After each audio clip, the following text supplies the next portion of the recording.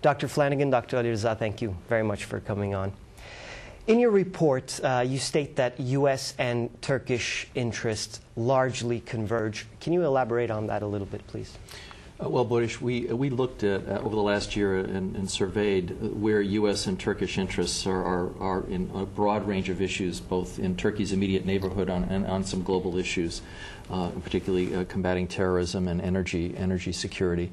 And we found that, indeed, that there is a broad convergence on a number of issues, particularly and most immediately creating stability and advancing stability in the greater Middle East, work to enhance energy diversity and security, combating terrorism, a better relationship with Russia, and a number of other issues promoting stability in the Caucasus.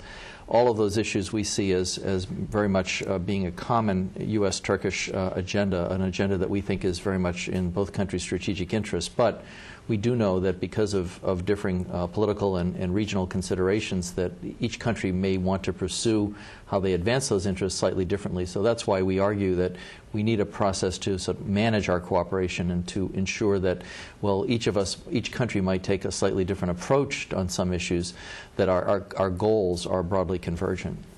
Dr. Aliriza, the mistrust and suspicion that emerged after the Iraq War, do you think that now it's largely subsided, or it's in that trend? I think you have to look at the broader context in order to really understand what happened on March 1st, 2003. That was the kind of disagreement between two allies that would not have occurred during the Cold War. During the Cold War, each side knew exactly what it could expect from the other. Here was an ally asking Turkey for support as it's preparing to go to war, and Turkey, for its own reasons, said no.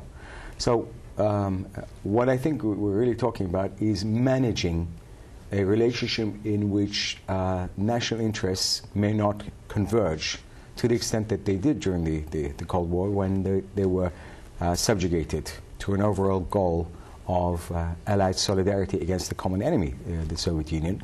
So managing the relationship is the right phrase, and that kind of issue will arise. There will be problems and there will be tensions when they do arise, and then they're put to one side, and then all those issues that Steve talked about, where Turkey and the United States agree on, there will be a degree of cooperation. But, I mean, let us not downplay the differences that will emerge. Those have to be acknowledged, and then they have to be dealt with, and then cooperation will need to be resumed. All right. Let's talk about expectations. What are the expectations of the Obama administration from Turkey? Well, I think the United States sees several things. First of all, I think there has been a recognition, it seems, by just judging on the telephone calls between the President and both Prime Minister Erdogan and President Gül, and also Secretary Clinton's visit, is that they definitely see Turkey as playing a helpful role in dealing with a number of questions in the Middle East, beginning, first of all, with Iraq and U.S. disengagement with Iraq. And we've seen some signs already that statements that Prime Minister Erdogan has made about being helpful on that score, and whether or not U.S. forces could withdraw equipment and other material through Turkey. And of course, right now, Turkey remains an important supply hub for aspects of our operations in Iraq. So that's the first thing. But also there's this recognition, I think, that the administration has, that, as we argue in our study, that Turkey is already playing a very constructive and positive role in Iraq, that it can do even more to help long-term development and stability in Iraq, particularly in northern Iraq, and also in helping to ensure that Iraq's energy exports get back to full capacity. So we see this as being very much in a common interest, and that, I think, is also the administration's expectation. So there's also recognition that Turkey's diplomacy has been quite helpful elsewhere in the Middle East, particularly the indirect talks between Israel and Syria.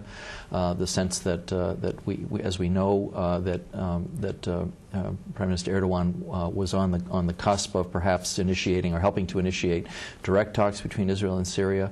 So I think that is another area where there is some sense that Turkey can be helpful.